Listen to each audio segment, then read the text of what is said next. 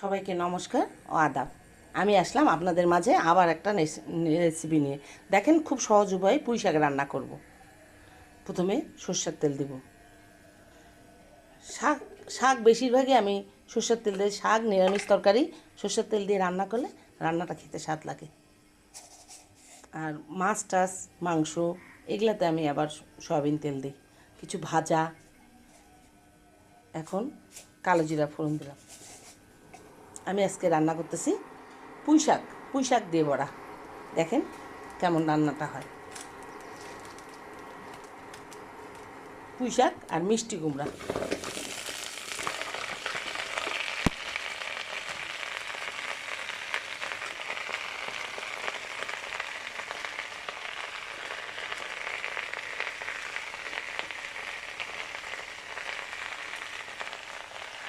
পুঁই শাক কিন্তু খুব ভালো একটা খাবার, খেতেও ভালো লাগে, খুব রুচিকর একটা শাক।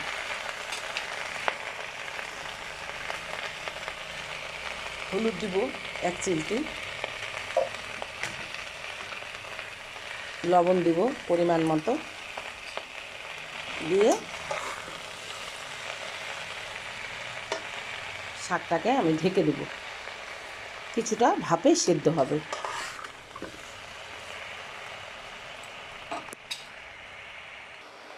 দেখুন আমি বড়াগুলা ভেজে নিয়েছি। যেটা মুসুরির ডাল দিয়েও বড়া ভাজতে পারবেন, আপনি মটরের ডালও পারবেন, বুটের ডালও পারবেন, আপনার ইচ্ছা। তবে মুগের ডাল দিয়ে নয়, মুগের ডালের বড়া দিয়ে খেতে ভালো লাগে না। এই যে এখন আমি একটু কাঁচামরিচ দিয়ে দিব। কাঁচামরিচ দেওয়ার পরে তরকারিটা ভাপে দিব, কিছুটা ভাপে সেদ্ধ হবে।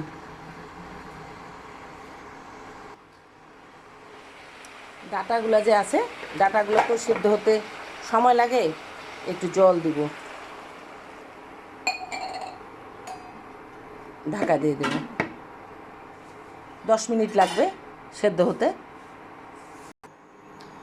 দেখুন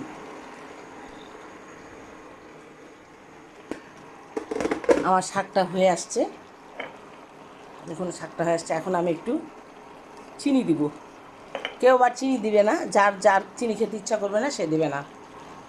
দিব এই যে বড়াগুলো আমি ভেজে রেখেছি, এখন এই বড়াগুলা দিয়ে দিব। এখন সর্ষের তেল দিব। দেখেন আমার শাকটা হয়ে আসছে। এভাবে রান্না করবেন, খেতে খুব ভালো লাগে, মজা লাগে। মটর ডালের বড়া দিতে পারবেন, বুটের ডালের বড়াও দিতে পারবেন। যারা নিরামিষ খায় তারা এভাবে রান্না করবেন।